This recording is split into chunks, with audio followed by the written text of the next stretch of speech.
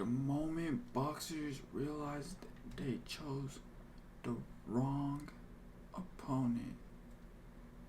What up? It's your boy Roger Subwoofers. Hit that like and sub. Let's get right into it, man. Always no Boxing is a sport that can typically Bro got a cool ass accent. involve selective matchmaking. Boxers don't always take massive risks, and as a result we don't always see who's better than who. But there are cases where fighters will take the necessary fights. But what we're going to look at today are cases where fighters have taken a risk, being confident in their ability to win the fight, but the idea backfires because they simply fought the wrong guy.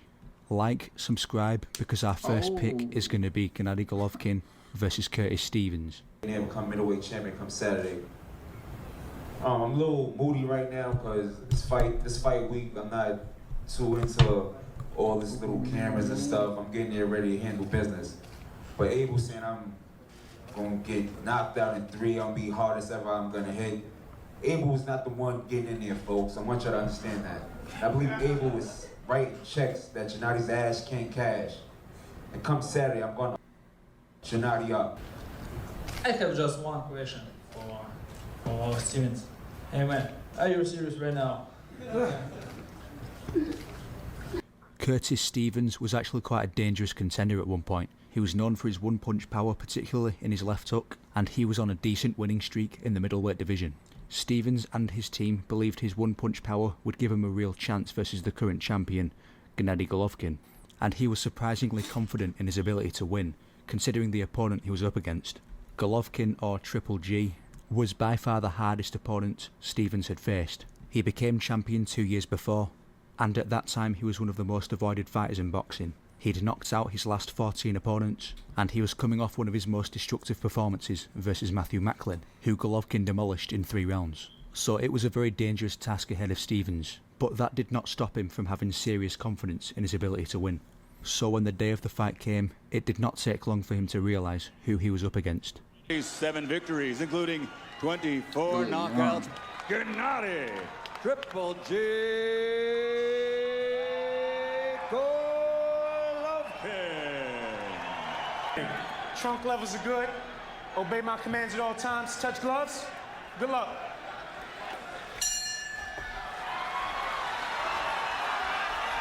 Harvey, you'd expect a premature stoppage tonight. Curtis Stevens' big shot is his left hook. He just tried one against Golovkin moments ago. Golovkin lands a left hook of his own. This look like an even fight. Well, Triple G is doing a good job starting. It's a good amateur background. Very quick fighter. There. Good left hook. There goes Stevens. Back thunder in round number 2. And Stevens doesn't look all that good as he gets up. Gennady will go for the kill. 15 seconds in the round. He runs across the ring to the ropes. 10 seconds to go in the round. Body shot. Looking upstairs. Misses with the left hook. Wobbles Stevens with it. One more right hand and the round comes to a close. Left hook, and he followed it by an even better left hook that sent Curtis Stevens to the canvas. It's a beautiful lead left hook that caught him flush on the chin. And the look on Stevens' face there says 1,000 words. With the mean. Than Stevens is. Stevens not letting his hands go now as Golovkin jabs him into position in the corner, throws a right cross. Possibility of a counter shot. Somebody out fight Triple G, right? They deliver.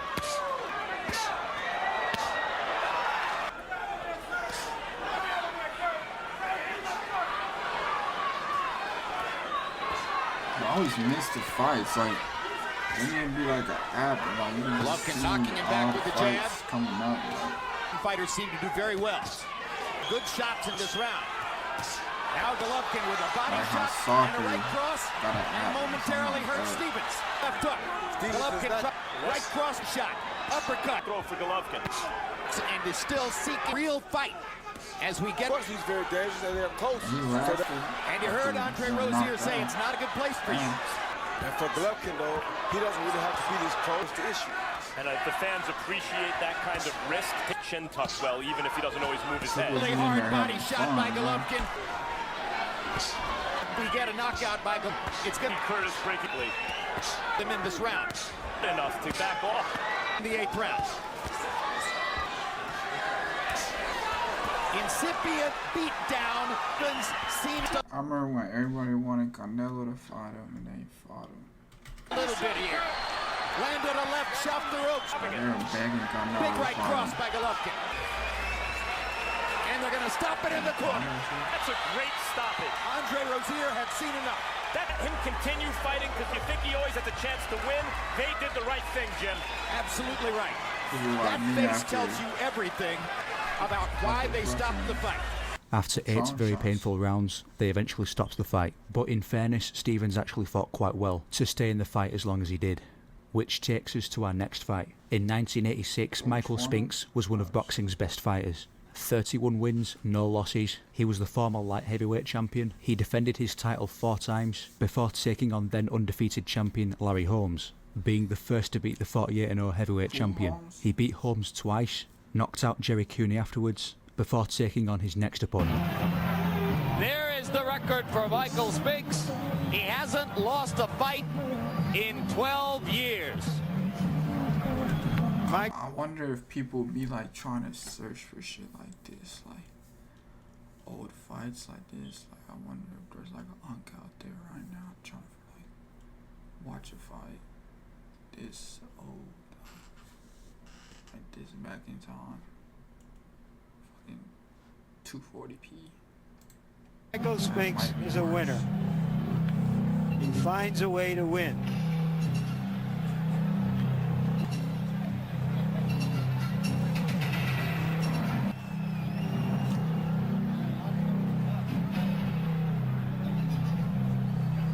There used to be way more people at events. Or am I tweaking? I even like when you see Michael Jackson and shit, like it's Mike Tyson.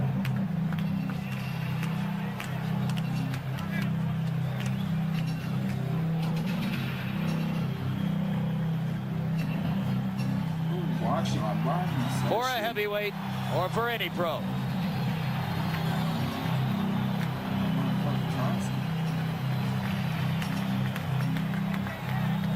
Spinks' next opponent will be 34-0, 20-year-old Mike Tyson. Tyson chose his walkout music to be a droning bass sound. And he was 34-0 at 20.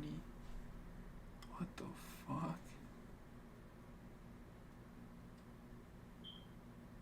I was geeking. And despite how good Michael Spinks was, he had a look of music and will be... Did it show? For a heavyweight.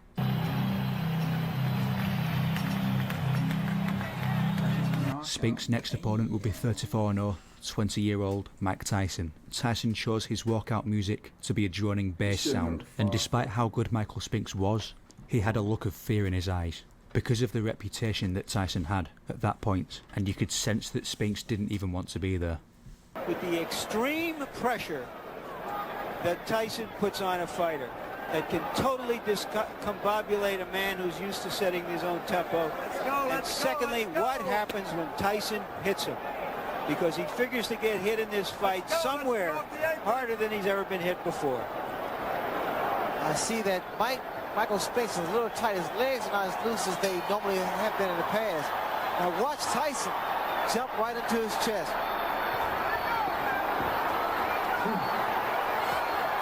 Michael Spinks, give him a little movement. Keep those hands high. Very, very high. Stepping in. Undefeated Tyson. Various opponents have complained that Tyson rocks the... Michael Spinks now. He's throwing his jab, but he has to keep those hands... Tyson not afraid, as we expected, and Spinks ready to mix it up with him. Tyson along the ropes doing damage. Michael Spinks has to keep moving because every shot... Uppercut landed inside, and Spinks went down. It was the left uppercut. I was surprised there was a body shot that put him to the canvas. And that is the first time Michael Spinks has ever been down in a professional fight.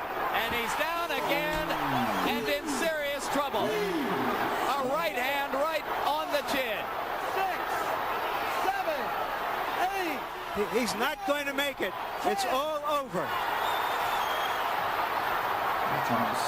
One of the 80s pound-for-pound best fighters was put away with relative ease in the first 90 seconds of the fight. And for our next fight, we're going to go back another 10 years. To the time Joe Frazier fought George Foreman. I feel like the $6 million man now when I get on the road in the morning. Definitely going to see what has been advertised as a fight. George Foreman and Joe Frazier, and that's what they want. I don't think people are too interested in the past records, win and loss column. They're interested in going to see a good fight, and they definitely are going to see one with Joe Frazier and George Foreman. You think this will be a better fight then? I think that this will be a great fight because I've already vowed the only way I come out the ring is the day before the end of the 15th round unvictorious is by way of a stretcher.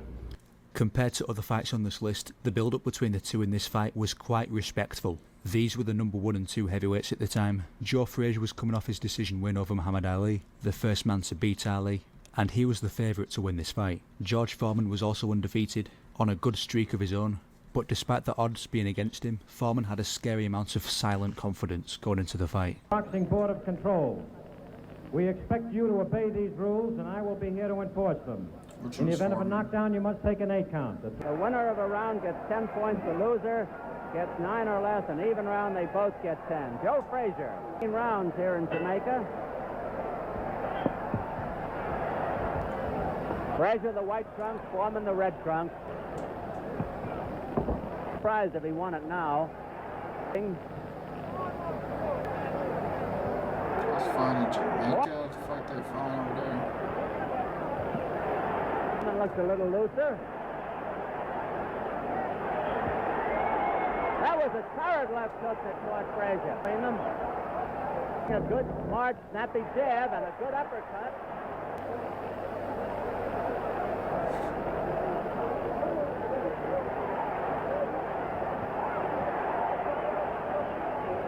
Foreman having a very good round.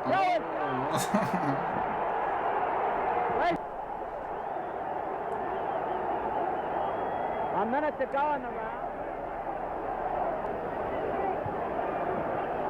Foreman just looking way bigger in there. Frazier fighting back gamely, but they fighting like those robots toys. Oh, what the fuck? I know I'm not tweaking. Again, Frazier has never taken this kind of punishment, and it goes down at the bell. Arthur McNally rules. For some reason, after 3 knockdowns, the ref let Frazier fight on. He was being completely battered around the ring, overpowered, and had next to... That's TKO, ref, what the fuck? You guys trying to fucking get him to pass out. No chance going into round 2. I'm in there for a 60 count. Foreman is being warned. He is fucking him up. Frazier is being battered in Foreman's corner. Joe's about to go down his face. Boy, that ref. Joe is desperately trying to get to his feet. He's on his feet. That ref trying to see blood, bro. What the fuck? He is still going. That's 5 downs. 5 knockdowns, bro.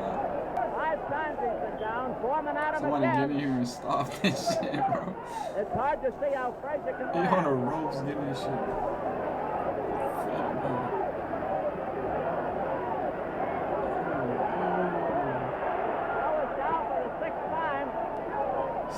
The fight is over. The fight is over. The winner get no cuts. You're like fucking. So after 2 rounds, the consensus best heavyweight in the world, undefeated champion Joe Frazier, was put down 6 times by George Foreman, despite Foreman being the underdog going into the fight. Round 2? Which takes us to our final fight on the list. Fast forward 50 years to Deontay Wilder versus Tyson Fury 2. George Foreman, you whooped his ass, bro. Round 2, 6 knockdown, bro. He was fucking like, what? I think they're doing 5 minute After Fury and rounds Wilder right went to their controversial draw in the first fight, despite being dropped in round 12, most people believe Fury should have won the fight. so they were destined for a rematch, and both fighters had a lot of confidence regarding their chances in the rematch, and it was quite generally perceived as an even fight. Wilder, this is a big act for him. He's very nervous underneath. I can see his jumper going in and out with his heartbeat pounding out of his chest. Terrified. You believe he's nervous right now? He's nervous. He's nervous as hell. He don't know what to expect. He doesn't know what to expect, and he's getting knocked out. Your job is to stand up, man. That's what you knocked out. Vegas, bro. Knocked out. When I knock you out, go do stand-up comedy, bro. You got a career in that. You got a career in that. And when I knock you out, you're going to be doing nothing apart from begging me for a rematch. Just do that. You got a British accent, and that's what they laugh. They're not laughing with you. They're laughing at you because of your accent. You goofy. You a big mama. You know what I'm saying? You're a big, goofy, big mama. You quite don't understand what you're saying because you speak English. That's what you little. So you speak in English right now. So you understand what I'm saying. And if you don't, you know the saying, what's understood don't have to be explained, because come February 22nd, your body gonna be laying right there. So when the fight came, it was a shock to a lot of people how one-sided the fight actually was. As soon as the first bell rang, Tyson Fury made sure to put Wilder on his back foot. Wilder wasn't comfortable under constant pressure and was given no space to land his famous right hand, and eventually put down for the first time in his career.